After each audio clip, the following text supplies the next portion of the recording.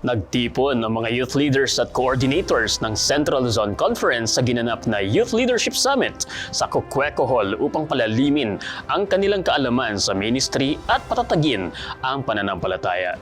Tampok din ang mga discussions at revisions para sa mas masaya na pamumuno ng youth ministries. Para sa balitang may pag-asa, ihahatid ni Devi Ramel. Nandito tayo ngayon sa CLC Coqueco Hall kasama ang mga youth leaders at coordinators ng CLC Youth Ministries upang makibahagi sa ginaganap na Youth Leadership Summit na may temang Leaves of Autumn.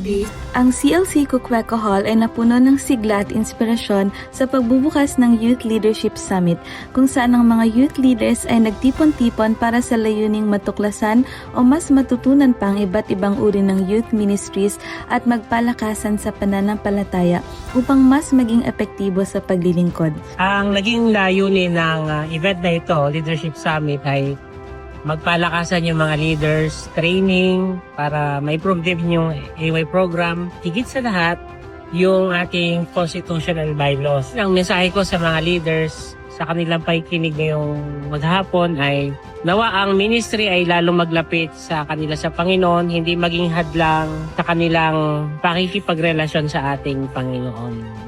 Naging tampok din sa programa ang draft reading ng revision ng Constitution and Bylaws ng Youth Ministries.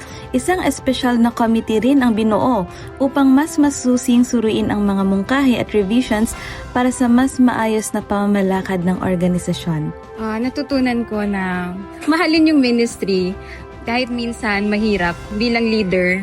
Minsan nawawalan ako ng lakas. Ayun, so natutunan ko siyang mas mahalin pa despite that. At mula sa example kanina ni Elijah, merong ups and downs. Yung mga downs na yun, doon mas na-strengthen ang isang leader. Tulad kay Elijah, at natutunan ko, minsan baka kailangan ko lang ng pahinga. Tulad nung nangyari sa kanya. And na-inspire ko sa message niya na I'm not doing this alone. Feeling ko inadequate ako, pero I realized the Lord sees the best in me and He put me here for a reason. Sa bawat diskusyon at panalangin, ramdam ang alab ng puso ng mga kabataang handang tumugon sa tawag ng ating Panginoon. Ito'y hindi lamang pagsasanay, ito'y paghahanda para sa mas malawak na misyon ng mga youth leaders sa kanya-kanyang larangan ng paglilingkod.